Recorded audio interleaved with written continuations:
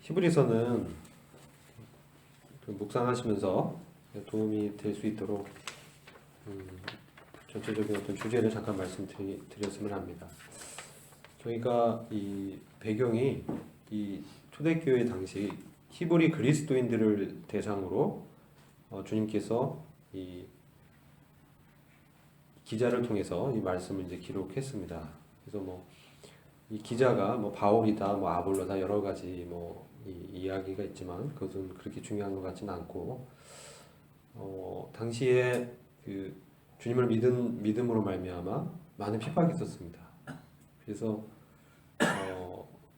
어떤 분들은 다시 유대교로 돌아가신 분들이 이제 생겨나기 시작했고, 그래서 그분들에 대해서 주님께서 이 히브리서 말씀을 통해서 완전하신 그리스도께로 나아갈 것을 말씀하시고, 또 믿음에서 후퇴하고 정체되기를 주님께서 원치 않으신다라고 말씀하고 계십니다. 그래서 이 히브리서 볼 때 저희가 6장과 10장이 잘 아시겠지만 난해 구절들이 있습니다. 그래서 신학적으로도 칼빈주의 학파와 또 알미니안주의 학파에서 여러 가지 다른 견해를 하고 있지만 저희는 말씀에서 성령께서 보여주시는 그 부분으로 어떤 교리나 신학을 떠나서 말씀 자체에서 어떻게 말씀하고 있는지 그래서 주목해 보고자 합니다. 히브리서 이렇게 보면 전체적으로 이 주님께서 이 그리스도인들이 구원받은 이후에 이 신앙이 정체되어 있지 않고 영적으로 자라나고 이 성숙하기를 원하시는 그 주님의 마음이 나타나 있습니다. 그래서 주제는 예수 그리스도죠. 당연히 주님을 통해서 어떻게 그러면 우리가 영적인 이 성숙과 이 성장으로 나아갈 수 있는가, 그런 부분을 주님을 계속해서 유대인들이 그 생각했던 모세라든지 천사라든지 율법 체제라든지 이런 것들과 비교하면서 우리 주님 얼마나 놀라운 분이신가 이렇게 조명해주고 있습니다. 이를 통해서 성도들이 유대교로 돌아가지 말고 다시 주님으로 믿음으로 이 핍박을 이기고 고난을 통과해서 주님이 원하시는 그러한 믿음의 수준으로 자라기를 원하는 그런 말씀이 대주제라고 이렇게 보여집니다. 형제자매님들 이렇게 보시면서 특별히 이제 1장에 대해서 이렇게 나눠주셨으면 합니다.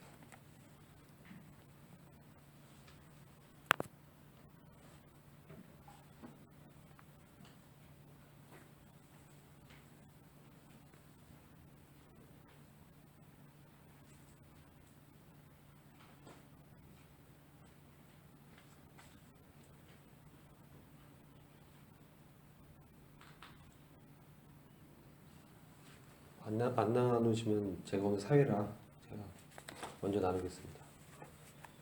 1장을 보시면 주님께서 옛적에 선지자들로 조상들에게 여러 모양으로 말씀하셨다고 기록되어 있습니다. 그래서 주님께서 이 구약 시대부터 이 유대인들에게, 지금 배경이 이제 히브리 그리스도인들을 대상으로 이렇게 쓰여졌기 때문에 선지자들이 여러 말씀으로 주님께서 말씀해 오셨지만 이제 모든 날 마지막에 이 말세에 주님을 통해서 우리에게 말씀하셨다라고 증거하고 있습니다.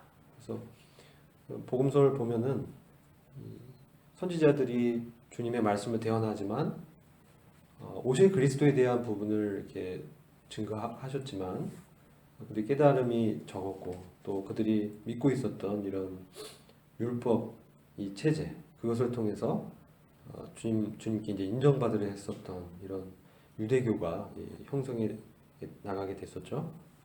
잘 알고 있는 부분입니다. 근데 그런 것으로 말미암아 절대로 주님께 이제 인정받을 수도 없고 구원에 이를 수도 없고 또 의롭게 될 수도 없다라는 것이죠. 그래서 결국은 이 주님을 통해서 아버지 하나님께서 진정으로 의롭게 되는 길, 또 주님이 원하시는, 아버지 하나님께서 원하시는 그러한 그 믿음의 이 자랑, 영적인 성숙은 결국은 우리 주님 안에서 있는 그 믿음을 통해서 우리가 영적인 이 성숙에 도달할 수 있다라는 말씀을 저희가 할 수가 있고요. 그래서 이 말세에 이 주님을 통해서 우리에게 그와 같은 말씀을 하셨다라고 2절에 기록되어 있습니다. 그리고 우리 주님은 만유의 후사시다 이렇게 말씀하고 있는데 이 만물의 상속자시다 이런 말씀이고 또 우리 주님을 말미암아 모든 세계를 지으셨다라고 말씀하고 있습니다. 우리가 주님이 인간이 되셔가지고 아버지 뜻에 순종하심으로 아버지께서 예비하신 그 하나님의 왕국의 영광과 모든 것들을 기업으로 주님이 취하셨고 그리스도 안에서 저희도 그런 기업을 취하는 그런 자리에 있게 됐습니다. 근데 또 2절 후반부 보면 모든 세계를 지으셨다라고 말씀하고 있는데 저는 이 세상뿐만 아니라 이 모든 세계, 온 우주 그리고 또한 장차 올 이 하나님의 이 천연 왕국 또 새하늘과 새 땅의 이 모든 것들을 바로 주님께서 바로 하나님으로서 이 지으셨음을 말씀해 주고 있다고 봅니다. 그래서 우리가 그분의 우리 주님을 봤을 때 그분의 영광이 바로 하나님의 영광이고 그분의 인격이 바로 하나님의 아버지의 이제 인격이다라는 것을 이제 3절을 통해서 말씀을 하고 있고 그분의 능력의 말씀으로 이 만물을 붙들고 계심을 이렇게 말씀해 주고 있습니다. 이것은 정말 창조주로서의 그 권능을 저희들에게 말씀해 주시고 또 죄를 정결케 하는 일을 이 지상에서 십자가의 구속 사역을 통해서 하셨고 지금은 하나님 우편 보좌에 앉아 계시다라고 하고 있습니다. 이것은 통치를 말씀하고 있는 것입니다. 주님이 이 구속의 사역을 완성하시고 이제 통치의 자리에 주님이 앉으셨다. 이렇게 말씀하고 있습니다. 그리고 이제 4절 보면 기업을 이렇게 말씀하고 있는데 먼저는 이제 천사들과 비교하는데 유대인들이 이제 천사를 숭배하는 그러한 전통이 있었습니다.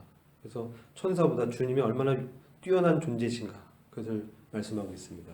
근데 저는 천사들보다 더욱 아름다운 이름을 기업으로 얻으심이니라고 말씀하고 있는데 이 이름이라는 게 여러 가지 의미가 있습니다. 이것은 우리 부르는 호칭이기도 하고 또 그가 얻은 이 명성, 평판 이런 뜻이 있습니다. 그래서 우리 주님께서 이 지상에서 아들로서 우리 아버지 하나님을 섬긴 온전한 사람으로 섬기심으로 또 아버지 하나님께서 우리 주님에 대해서 말씀하시잖아요.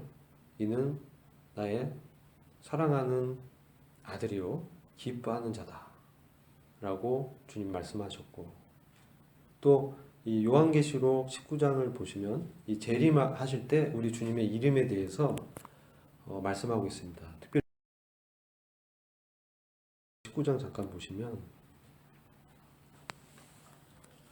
거기에 우리 주님의 그 이름에 대해서 몇 군데에서 이제 말씀하고 있는데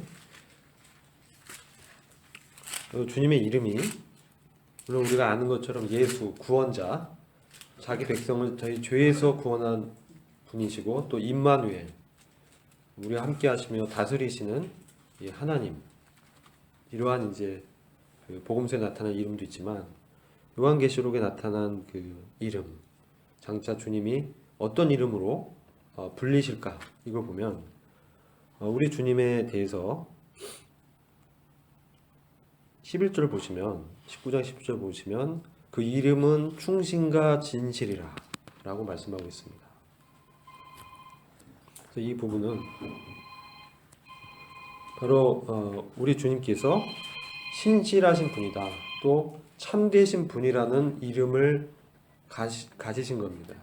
그래서 우리 주님 얼마나 믿을 수 있는 분이고 또 참된 그 진리를 몸소 실천하시고 또 참 진리 자체가 되시고 우리에게 구원의 길과 또 이 성화의 길과 영광스러운 이 모든 것을 이 영광을 이루시는 참 진리 되시고 신실하신 분이라는 것을 보게 됩니다. 그리고 마지막에 주님께서 오셔서 재림하셔서 의로 심판하시고 싸우시는 그런 분으로 우리 주님이 소개되고 있고, 또 13절 보시면 우리 주님의 이름이 하나님의 말씀이라고 또 말씀하고 있습니다. 그래서 하나님의 말씀의 권능, 죽은 자를 살리는 이 주님을 보게 되고요. 우리가 이 세상에서도 어려운 일들이 많고 이제 시험 당할 일들이 많은데, 우리가 이 하나님의 말씀을 통해서 이런 어려운 일들과 시험과 유혹과 이 환경에서 오는 이런 시련들을 우리가 이길 수 있습니다. 그분의 하나님의 말씀이시고 그분께서 우리 안에서 계속적으로 말씀해 주시기 때문에 그렇다고 말할 수 있습니다. 그리고 16절 보시면 왕들의 왕, 만왕의 왕, 또 만군의 주, 모든 군주들의 군주라는 이 통치자로서의 주님의 이름이 있습니다. 이런 다양한 주님의 이름을 기업으로 얻으신다라고 이렇게 말씀하고 있습니다. 우리 주님 얼마나 놀라운 분인가, 천사하고는 비교할 수가 없다. 그리고 이제 5절 보시면 아들이라고 특별히 말씀하고 있습니다. 우리 주님은 아들이십니다.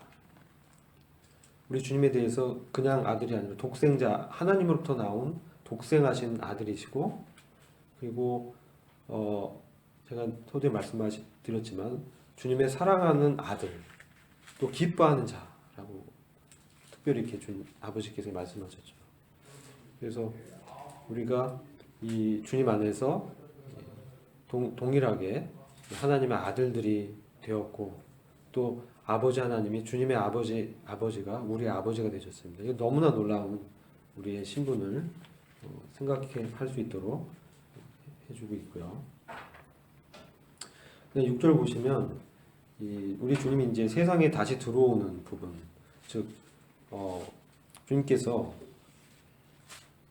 다시 들어오신다, 이렇게 말씀할 때는 이제 재림을 저는 생각하게 되었습니다. 주님이 다시 세상에 오신다. 바로 재림하실 때도 모든 천군 천사들이 주님과 함께 오는 것을 이제 보게 되고, 이 모든 천사가 주님을 경배한다라고 말씀하고 있습니다. 그래서 이 천사들은 단순히 주님을 섬기는 그러한 존재이지 우리 주님보다 뛰어날 수 없다. 또 뒤에 보시면 14절 보시면 천사들은 부리는 영이다. 그래서 구원 얻을 상속자들을 위하여 섬기라고 보낸 그런 존재이다라고 말씀하고 있습니다. 저는 이 8절과 9절 보면서 이 아들에 대해서 이제 생각해 보게 되었습니다. 어떤 부분이냐면은 우리 주님이 어떤 아들이냐, 그걸 이제 말씀하면서 우리는 또한 어떤 아들로 우리가 주님을 닮아가고 주님을 쫓아가야 되는가라는 교훈을 얻었습니다. 8절 9절 보시면 이 주님은 바로 이 통치하실 아들인 것입니다. 근데 이 공의로 통치하시고 영원히 통치하시는 그런 아들이십니다. 우리가 이런 주님 안에서 주님과 함께 영원한 통치 가운데 이 공의로 함께 다스릴 것입니다. 근데 9절 보면 주님에 대해서 의를 사랑하고 불법을 미워하였다라고 말씀하고 있습니다. 또 주님께서 이 땅에서 사람으로서 오셔서 이 의를 사랑하고 불법을 미워하는 이런 삶을 사셨는데, 이런 삶이 어떤 삶인가? 여기서 저는 이렇게 교훈을 좀 얻었는데, 의라는 것은 이 원어적 의미가 하나님에 대해서 의라고 표현할 때는 이 거룩한 속성을 말씀합니다. 하나님의 의 할 때는 바로 거룩함, 하나님의 거룩함, 그것을 의라고 말씀하고요. 예수 그리스도에 대해서 의라고 이렇게 표현할 때는 그분의 도덕적인 고결하심, 도덕적으로 뛰어나심, 또 하나님께로 성별되신 그러한 우리 주님의 에 대한 것을 이렇게 말씀하고요. 사람에 대해서 이제 의라고 했을 때는 좀 다릅니다.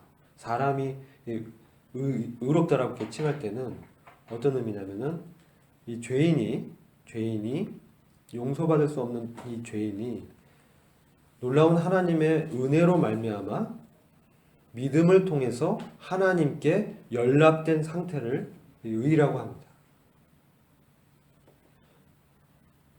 그래서 우리 주님께서 이 의를 사랑했다라고 하는 것은 참 깊은 의미가 있는 것입니다.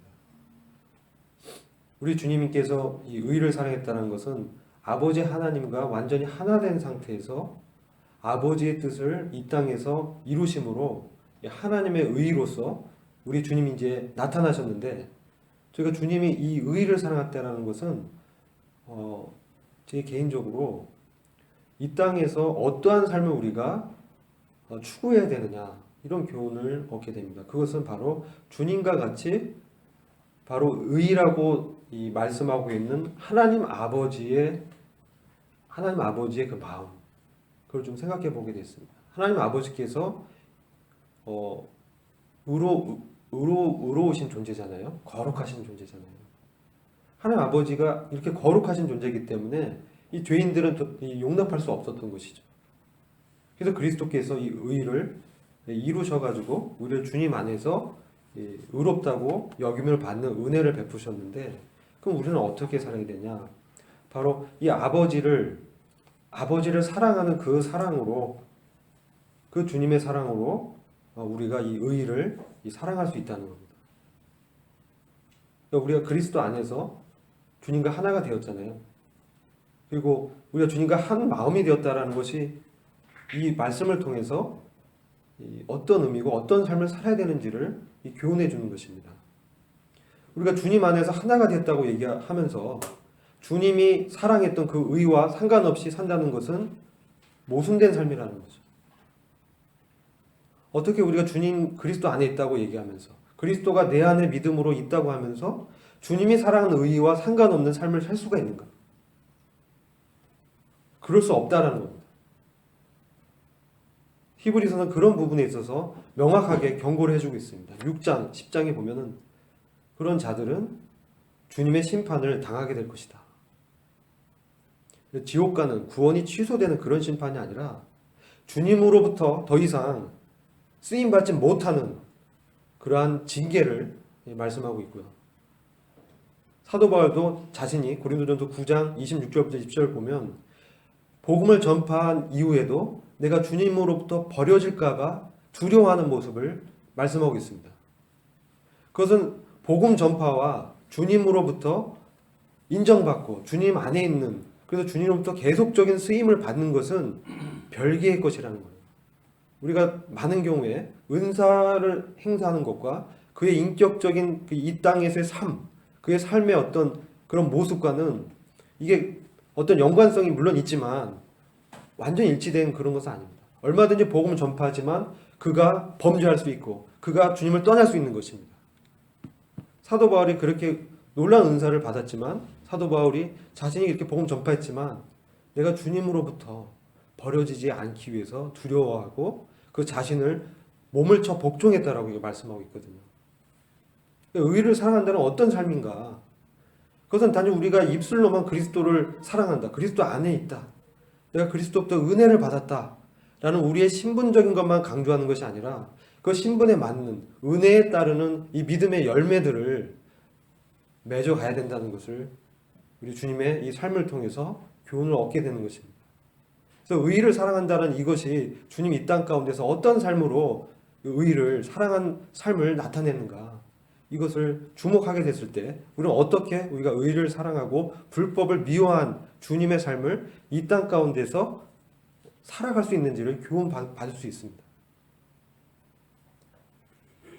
많은 이 초대교회에서 히브리 그리스도인들이 믿음을 변절하고 떨어져 나가서 주님을 배반하고 신앙을 이렇게 부인한 사건들이 있었습니다.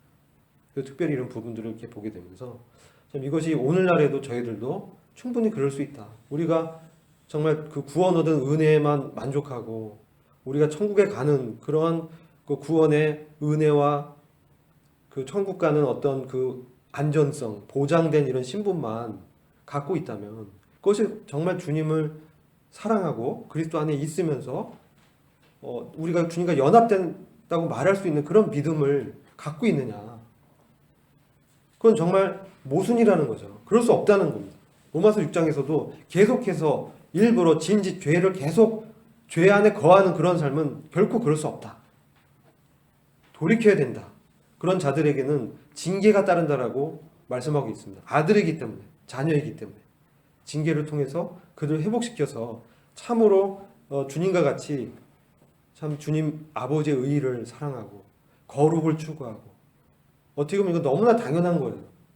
왜냐하면 우리가 아들이기 때문에 아버지가 사랑하고 좋아하는 것을 우리가 그분을 사랑한다면 당연히 그분이 관심이 있어 하고 그분이 좋아하고 그분이 싫어하는 거, 이런 것을 우리도 같은 마음을 가져야 되잖아요.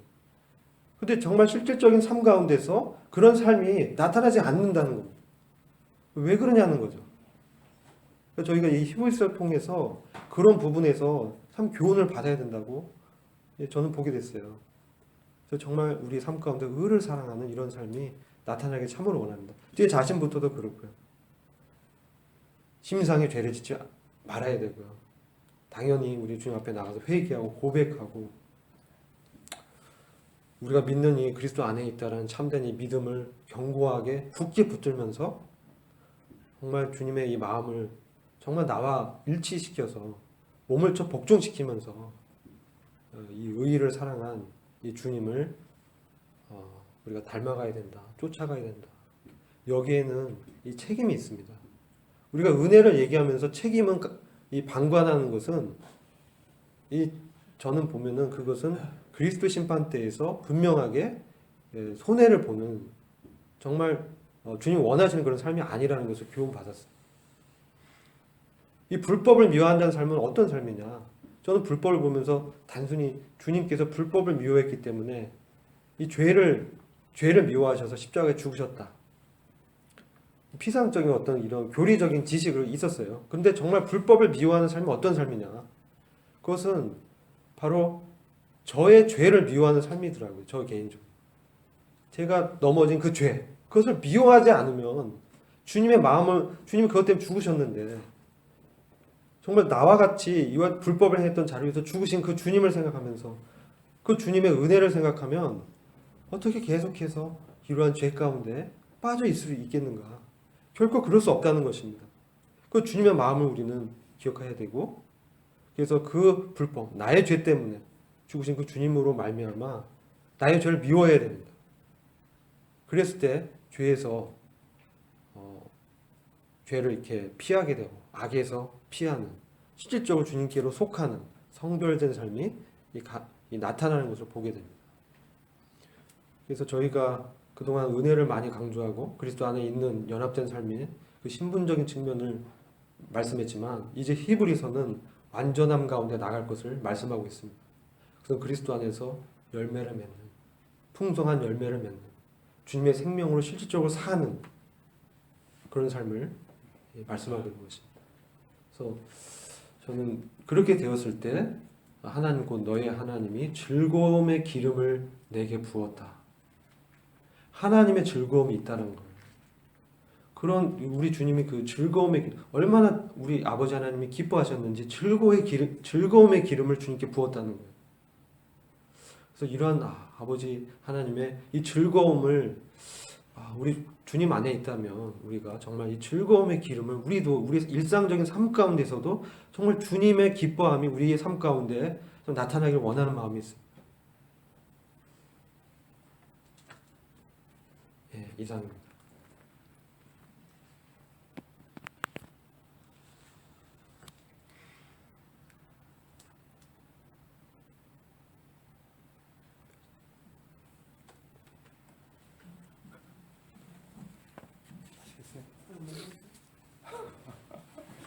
짧게 해요, 짧게. 네. 히브리서 좀 약합니다. 그래서 말씀이 전통적으로 말씀이 좀 어렵다라고 하도 그 선배님들이 말씀하셔가지고 저도 이렇게 말씀을 볼 때 좀 표면적으로 이렇게 말씀을 좀 보는 것 같고요. 이렇게 또 말씀을 깊이 있게 또 성진이 말씀 이렇게 들으면서 이렇게 들으니까 훨씬 더 이렇게 깊이 있게 볼 수 있어서 좋습니다.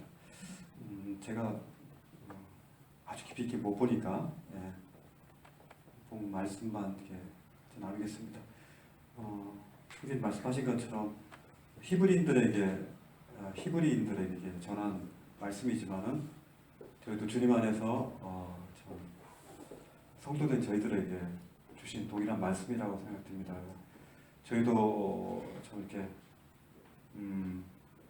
주님의 그런 완전성과 절대성에서 또 우리도 이렇게 벗어날 수가 있고 다시 이렇게 세상을 바라보려고 하는 다시 히브리인들이 유대교로 돌아가는 것처럼 저희가 만드는 우상으로 다시 되돌아가려고 하는 그런 저희들에게 히브리서는 역사적인 그런 관점으로 저희들에게 좋은 교훈이 되고 또 이걸 통해서 다시금 저희들이 형제님 말씀하신 것처럼 주님으로 다시 초점을 맺어야 될 것들에 대해서 말씀하는 것 같습니다. 저는 이제 그 1절에 보니까 옛날 옛적에 이제 선지자들 통해서 여러 부분과 여러 모양으로 우리 조상들에게 말씀하셨다는데 우리 주님은 이런 선지자들이나 또 우리 조상들 우리 선지자들 통해서 여러분 모양으로 이렇게 말씀했는데 참 이런 선지자들보다 훨씬 더 뛰어나신 분이라는 것들을 이렇게 좀 말씀하시는 것 같다고 생각이 듭니다. 그래서 이 모든 날 마지막이라 그랬는데 이제 저는 마지막이 주님의 천년왕국이 될 수 있겠고 또 우리가 휴거되기 전에 그런 말씀이 될 수 주님이 이제 다시 재림하실 날을 마지막으로 보지만 어찌 보면은 이 마지막이 오늘이 될 수 있지 않습니까? 그래서 저희가 주님 갈 날이 언제인지 모르겠지만 바로 오늘 마지막으로 생각하고 아들을 통해서 우리에게 말씀하시는 이 교훈들을 제가 들어야 된다는 생각이 들었습니다. 그래서 이제 3절에 보니까 하나님의 영광의 광채시라고 말씀이 있는데 우리 주님, 우리 예수 그리스도께서는 하나님의 영광의 광채시다. 영광이라는 것은 참 가장 거룩하고 빛이 나는 거잖아요. 그리고 이제 거의 어떤 오류가 없고 완전하고 어떤 위대함에 대한 그런 부분인데 그것들이 이제 광채로 이렇게 빛나는데 우리 주님의 이제 그런 빛으로 이렇게 하나님의 영광을 비추시는 그런 역할들을 하신다는 생각이 들었습니다. 이 말씀 아까 들으면서 출애굽기 40장 말씀이 좀 생각이 났습니다. 출애굽기 40장 말씀 같이 보겠습니다.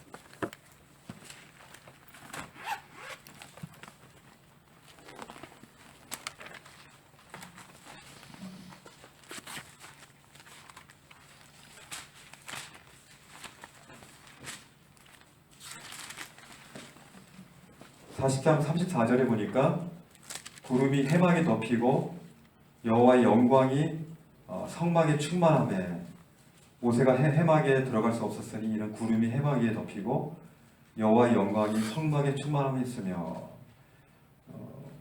하나님의 영광을 우리 보통 쉐키나라고 이렇게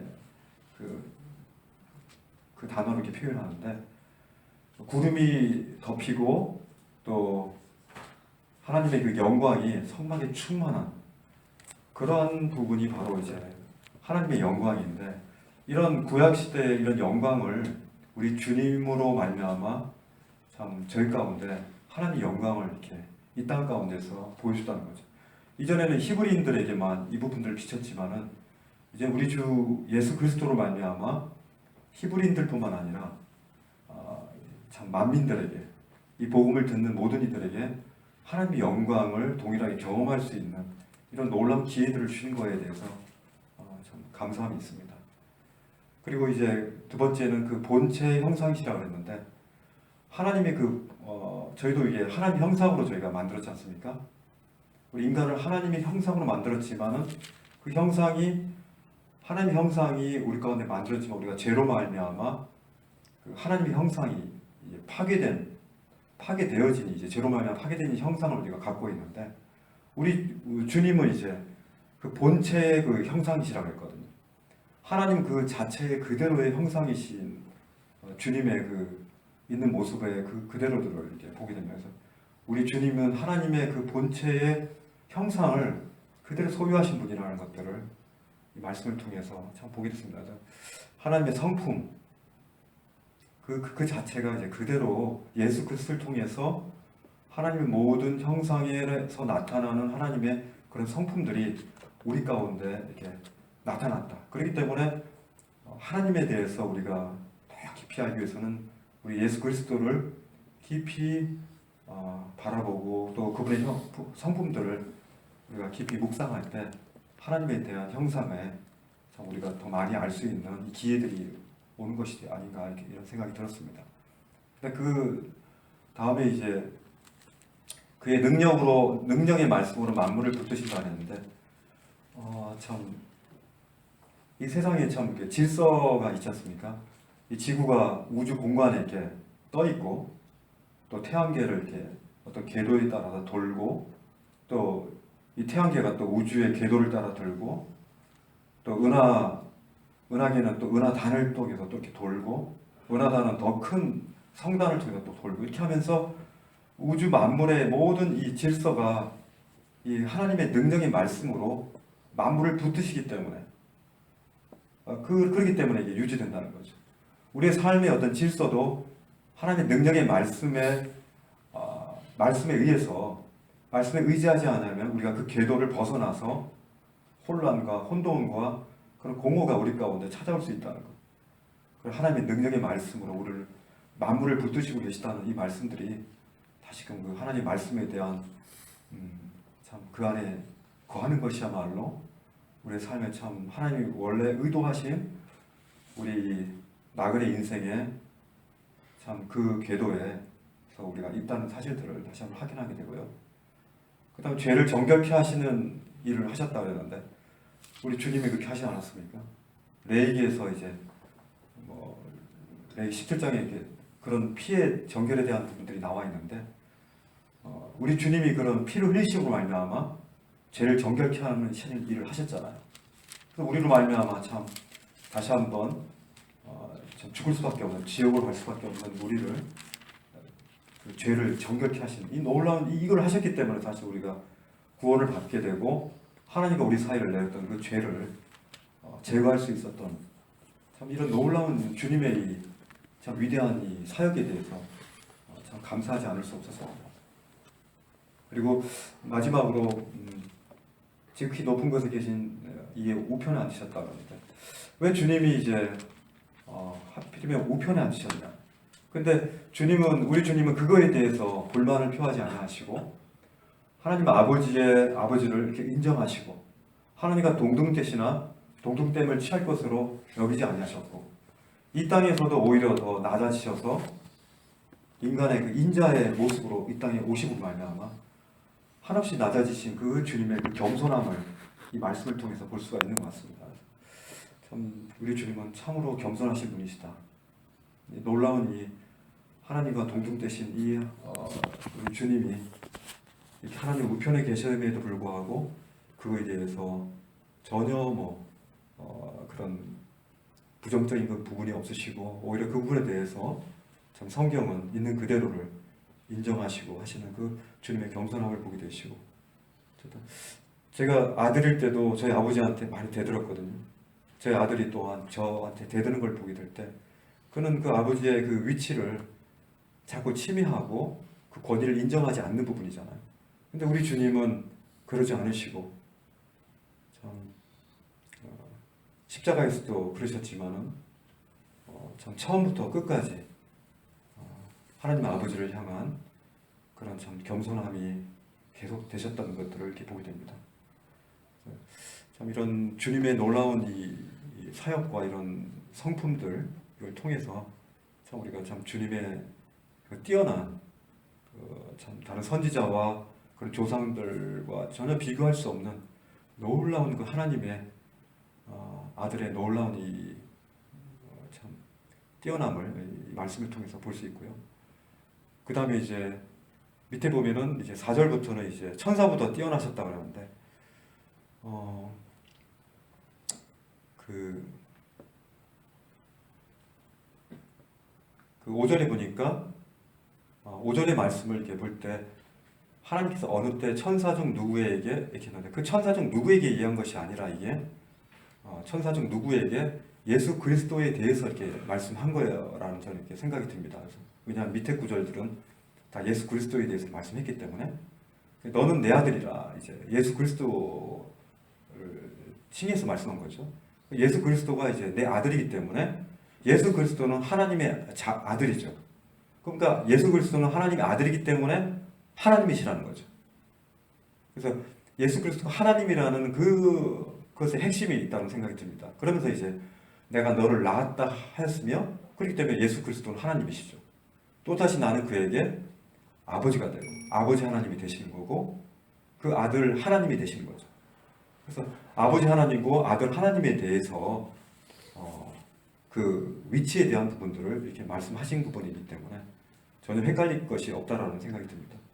그러면서 이제 어쨌든 이 밑에 구절 말씀처럼 천사들보다도 훨씬 더 뛰어나시고, 그 천사들은 하나님, 그 예수 그리스도의 그 하나의 바람으로서, 바람이라는 것은 눈에 보이지는 않지만은 어떤 그 힘이 있지 않습니까? 쓰러뜨리고 흔들리게 하는 그런 천사들을 그런 용도로 썼고요. 그다음에 그의 종들, 그의 사역자들을 불꽃으로 삼았다 그랬는데, 마치 어떤 것들을 태워버리는, 그걸 볼 때 이제 참 주님의 종들은 참 불꽃같이 이렇게 하나님의 말씀으로 그리스도의 그런 능력을 가지고 태워버리는 그런 능력들을 주셨구나라는 생각도 듭니다.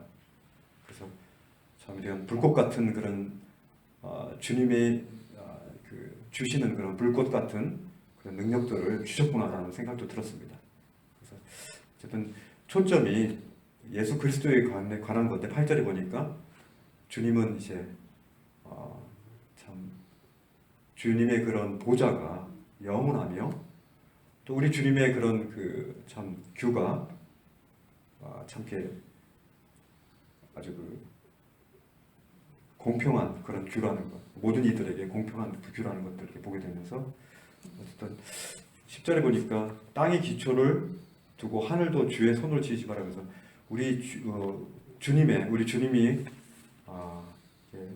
태초에 요한복음 1장 말씀처럼 참 그 주님의 손으로 모든 만물들을 다 지으신 거구나 하면서 주님의 놀라운 그런 능력들을 다시 한번 보게 됩니다. 어쨌든 이런 예언자나 조상들보다 훨씬 뛰어나신 우리 주님, 또 천사들보다도 다른 어떤 것보다 뛰어나신 우리 주님의 이 위대하심과 이 놀라운 하나님의 그 본체의 그런 형상신 이 주님의 능력들을 보게 될 때 참 이 말씀이 앞으로 좀 기대되어집니다. 이상입니다.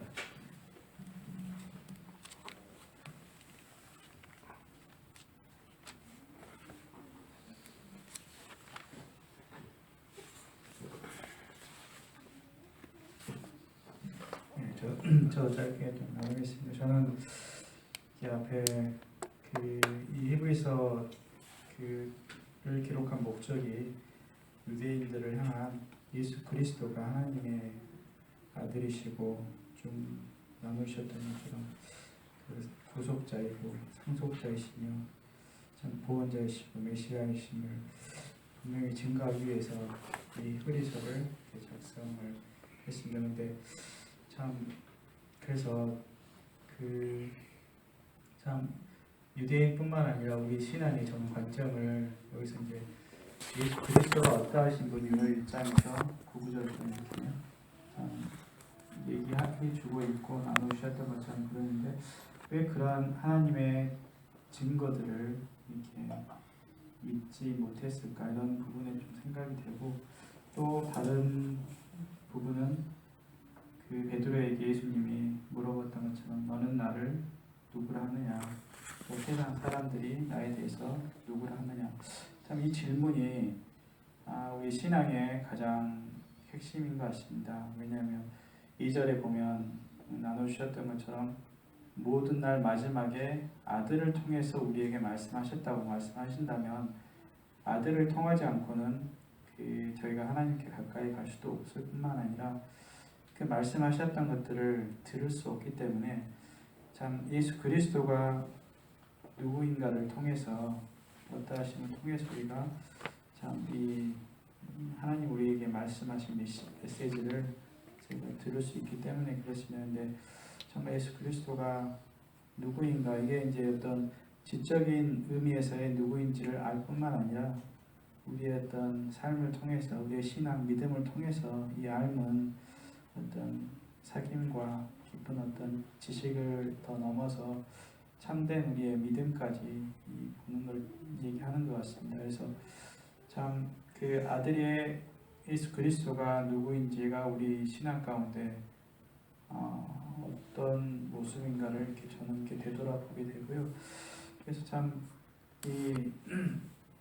유대인들이 하나님의 백성이고 하나님 선택받은 선민들이고 하나님 말씀을 맡은 자들이고 또 친히 하나님의 역사와 그런 것들을 이렇게 경험했던 그런 그 유대인들이 왜 아들에 대해서 증거할 때 이렇게 특히 아들에서 증거는 이 말씀에서 이렇게 또 하고 있지만 아버지 하나님이 친히 증거하셨고 여기에 말씀도 이렇게 이 관주에 보면 많은 시편 말씀들을 인용을 했거든요. 그러니까 이 말씀이 그냥 이때 히브리서 저자가 이렇게 말씀한 게 아니라 구약에서 예수 그리스도가 누구이심을 계속 말씀하셨던 부분을 인용하면서 참 예전부터 이렇게 예수 그리스도 메시아를 이렇게 말씀하셨고 또 친히 그 예수 그리스도가 살아계실 때 음성으로 이렇게도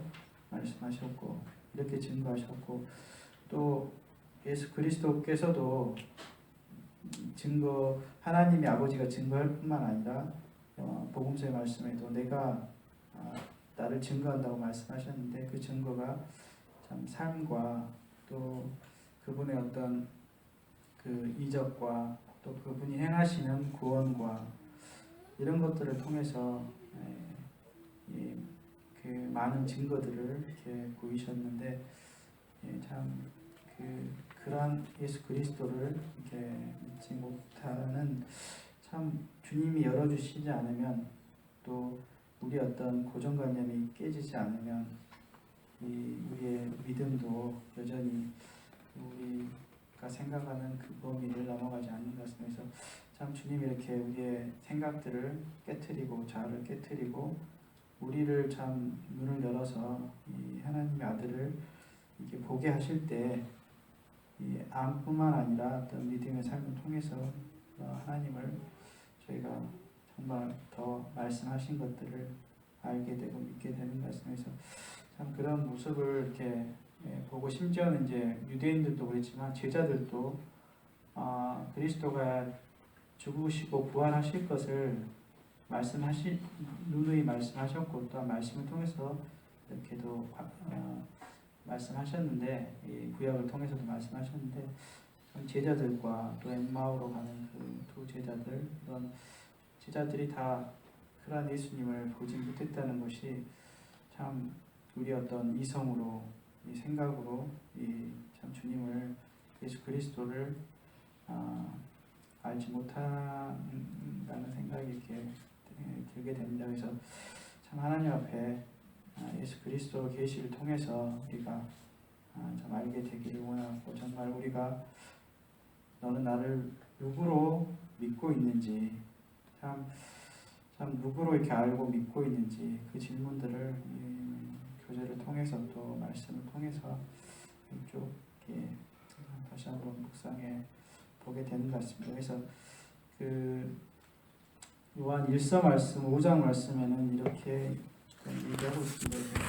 5장 1절 말씀에는 예수께서 그리스도신 믿는 자마다 하나님께로 난 자니 또한 나으신 이를 사랑하는 자마다 그에게 난 자를 사랑하느니라 이렇게 말씀하시면서 그 믿음으로 얘기할 때 뭐라고 얘기하냐면 증거하신 이가 이제 셋이다. 7절에 성령과 물과 피라 또 이 셋은 합하여 하나라 이렇게 말씀하고 있고 9절에 만일 우리가 사람의 증거를 받을진대 하나님의 증거는 더욱 크도다. 하나님의 증거는 이것이니 그의 아들에 대하여 증거하신 것이다.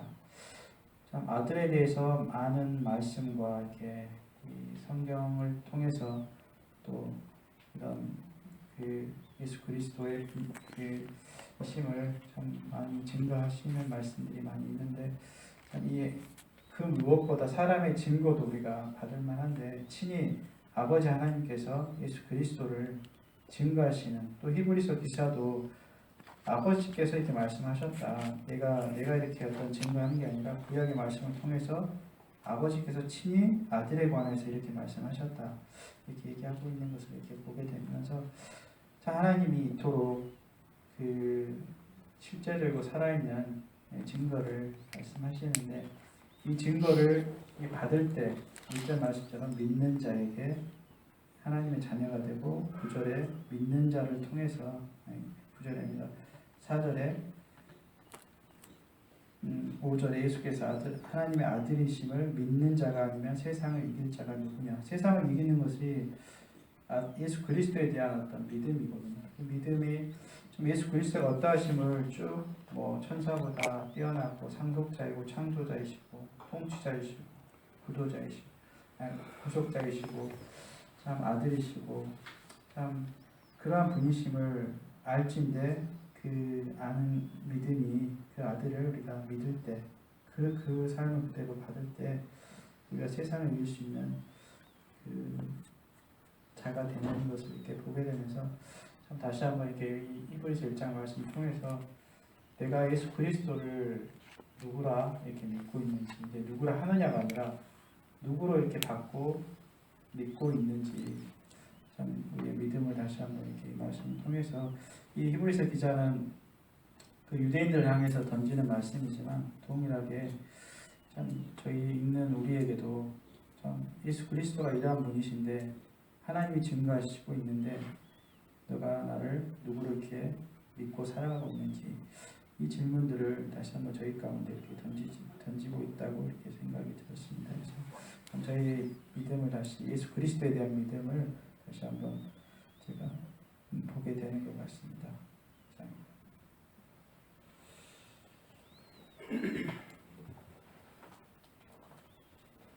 그 히브리서 이렇게 볼 때마다 바벨론에서 이스라엘 백성들이 돌아왔을 때 그들에게 정말 어떤 역사를 가졌고 하나님이 어떤 분인가를 이렇게 역대기에서 이렇게 강조를 하고 있잖아요. 그런 것처럼 이 히브리서는 특별히 그 정말 많은 환란 가운데 유대교에서 예수 그리스도를 믿었던 자들이 다시 그 믿음을 버리고 유대교로 돌아가려고 하는 사람들한테 그냥 이름을 이스라엘 백성이라든지 유대라고 하는 그런 말을 쓰지 않고 히브리서라고 이렇게 쓰신 목적이 아마 특별히 너희들은 정말 그 애굽에서 홍해를 건너온 자들이다.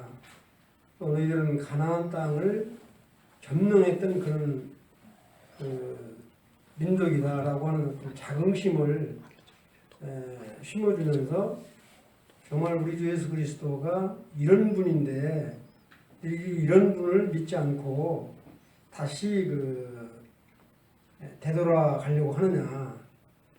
그래서 이건 정말 그 히브리서는 히브리인들 특히 이제 너희들은 정말 홍해로부터 건너온 자들이다.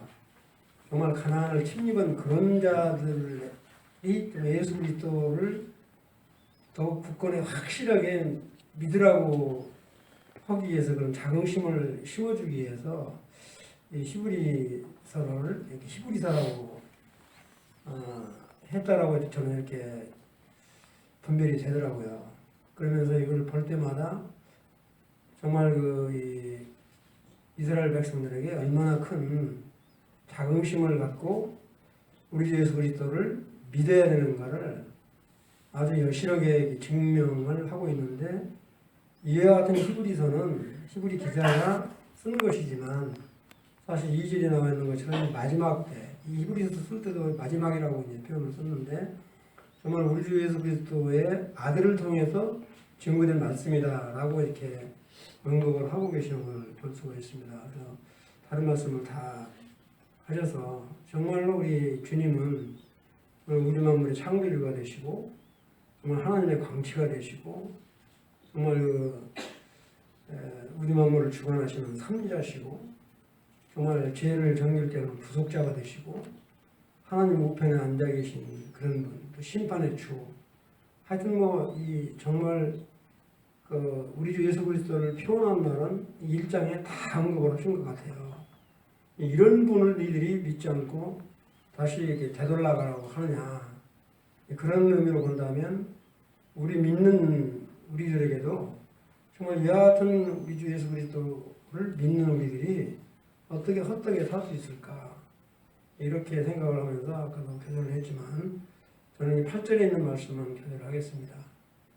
그 보면 아달에 관하여 그러면서 하나님 주의 보좌는 영영하며 이런 표현 그대로 아주 영혼부터 영혼까지라는 말이잖아요.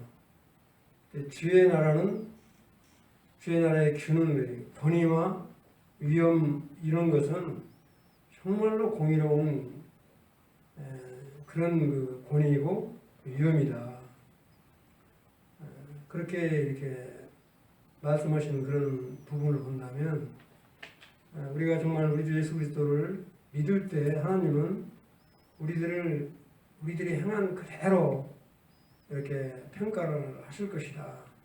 공평한 기라고 말했기 때문에 좀 이런 부분을 본다면 우리 그리스도인들이 은혜로 구원받았지만 어떻게 이 세상을 살아야 될 것인가를 정말 말씀대로 살아가고 있는 것을 우리 주님의 그 권위와 위엄으로 아주 공의롭게 판단한다라고 하시는 거죠.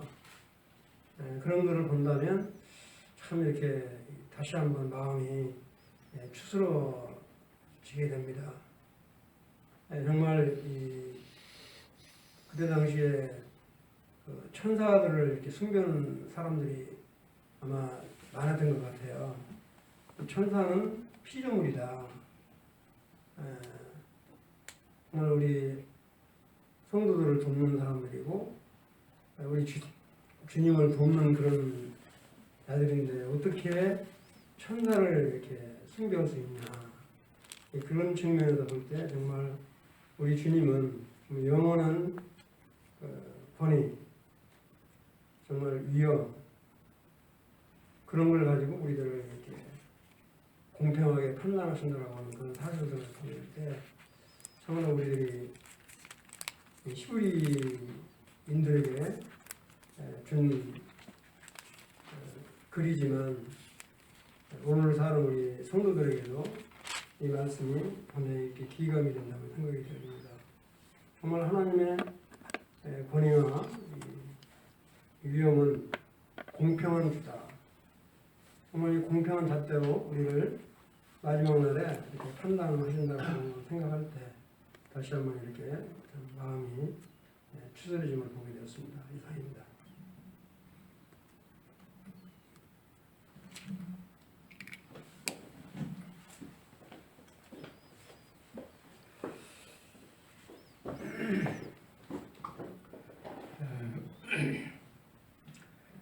이 수요 집회의 이 운영에 대해서 그동안에 이제 많은 이런 교제가 있은 줄 아는데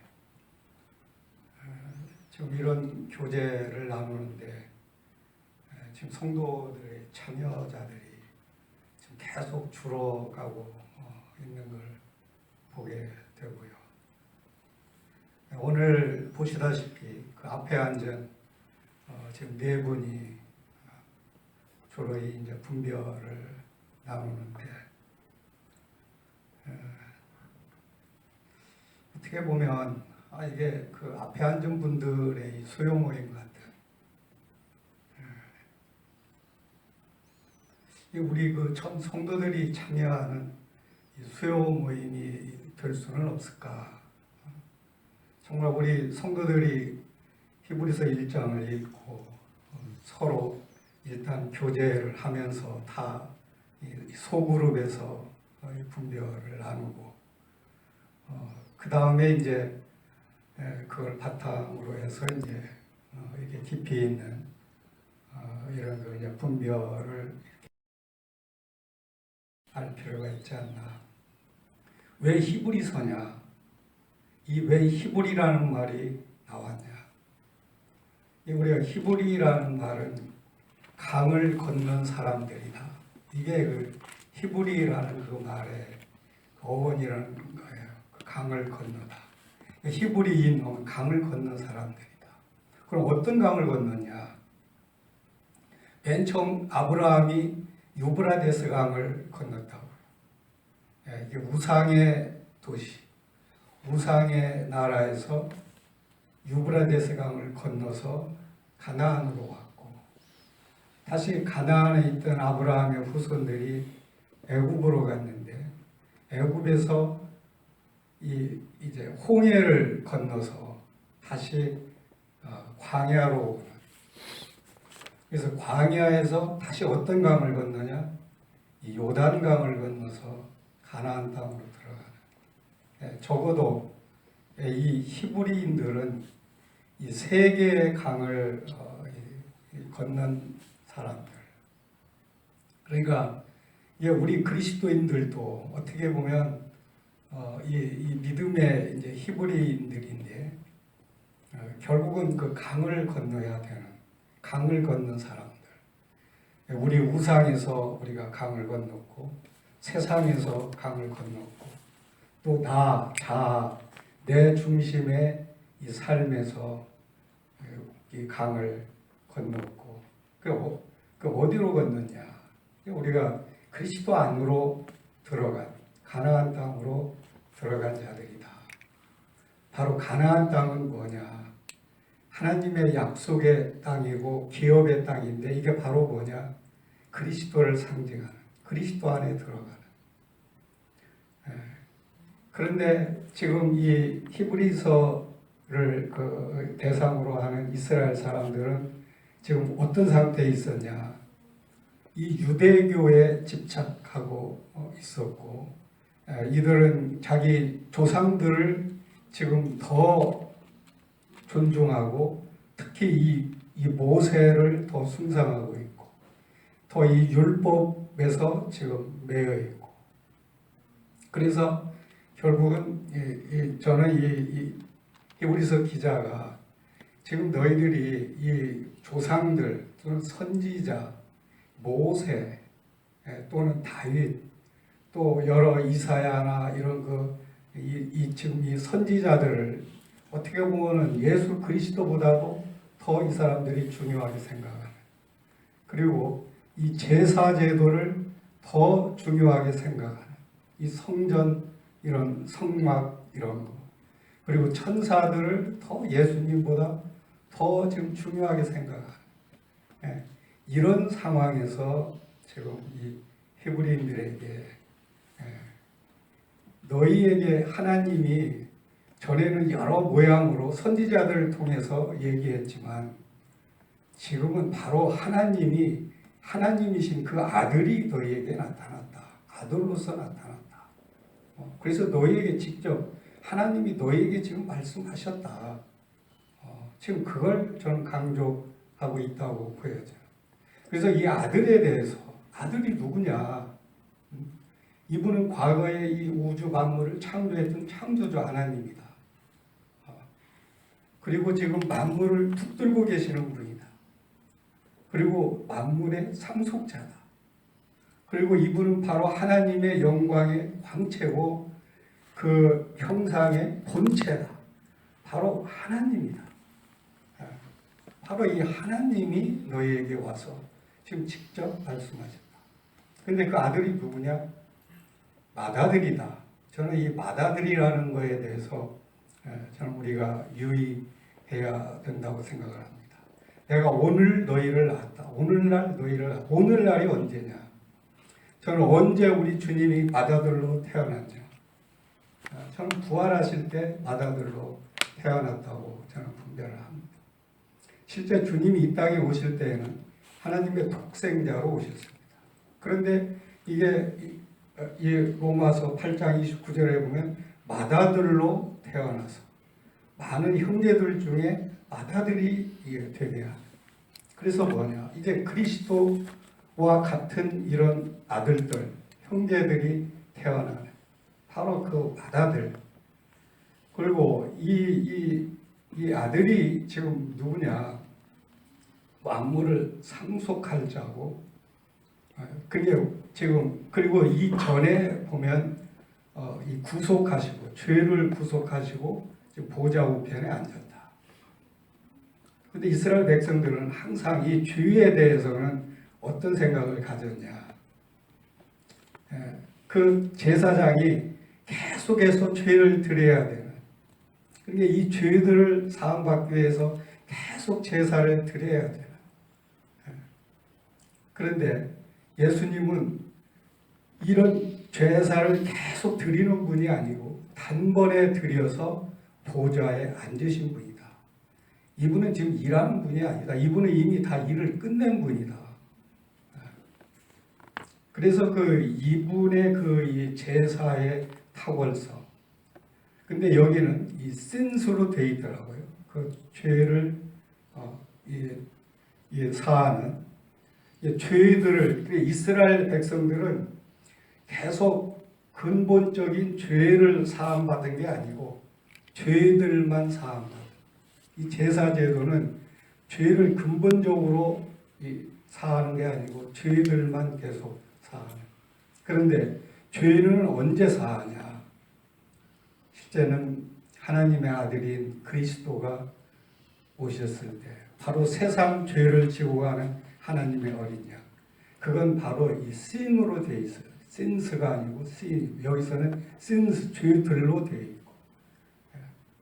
바로 이 하나님의 아들만이 죄의 근원과 죄들을 다 담당하셔서 처리하시고 끝내시는. 그래서 이분은 보좌에 앉으신 분이다. 그리고 이분은 지금 보좌에서 어떤 분이냐? 만물을 다스리고 통치하시는 분이다.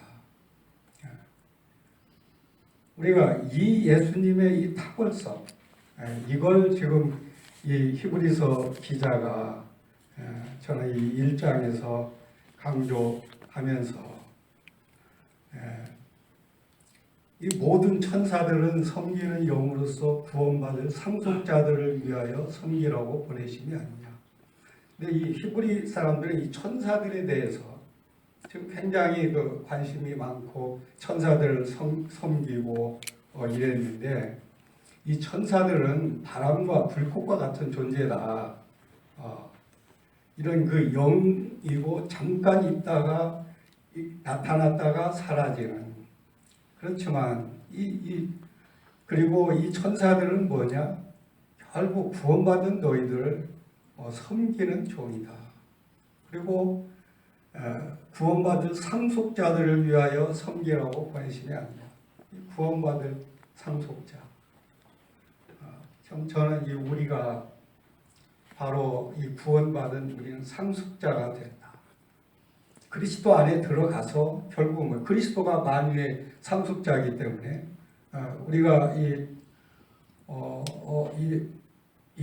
로마서 8장 27절입니까? 자녀이면 곧 상속자다.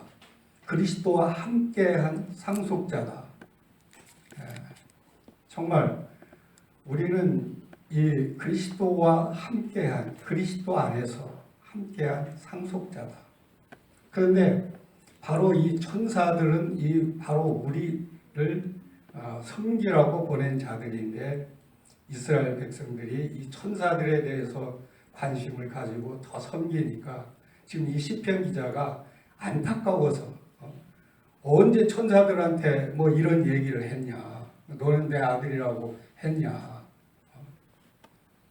이러면서 지금 이스라엘 백성들을 깨우는.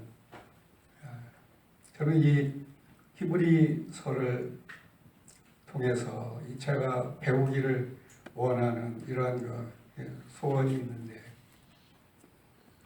정말 이 그리스도 이위의 것에서 정말 그리스도에게로 강을 건너는, 그러니까 여기에 보면은 이 제사 제도에서 강을 건너고 믿음의 초보에 있는 그 자들, 단단한 음식을 그 먹지 못하는 자들을 위해서 지금 권면하고, 그런데 정말 우리 이 성도들이 지금 내가 어디에 있냐, 내가 어떤 강을 나는 지금 건너냐,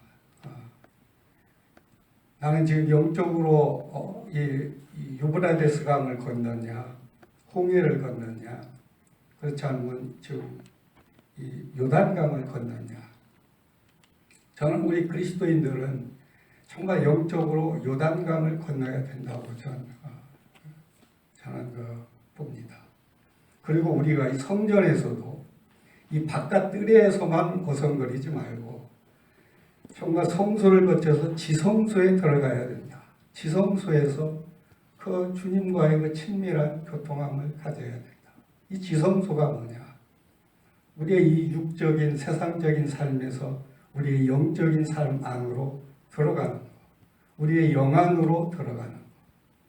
실제 하나님은 영이기 때문에 우리가 영으로 들어가서 영으로 섬기지 않으면 실제 우리가 하나님을 만질 수도 없고 교통할 수도 없고, 정말 우리가 이 육과 혼에서 영 안으로 들어가서 거기에 그 지성소에서 주님과 친밀한 이 교통을 가져야 되나.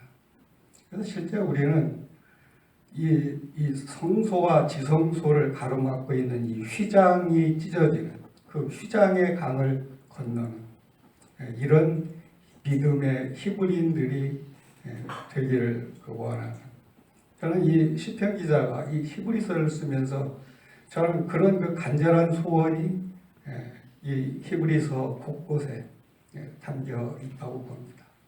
이걸 우리 성도님들이 이 히브리서를 배우면서 이렇게 보는 이런 안목을 가지면 좋겠습니다.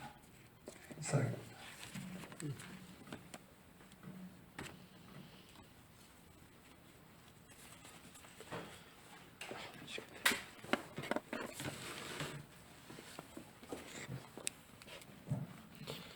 네, 오늘 형제님들께서 이렇게 나눠주셔서 감사드리고요.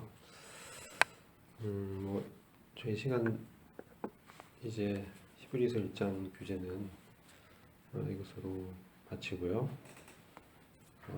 기도하는 시간을 갖도록 하겠습니다. 기도 제목을 나눠주시죠.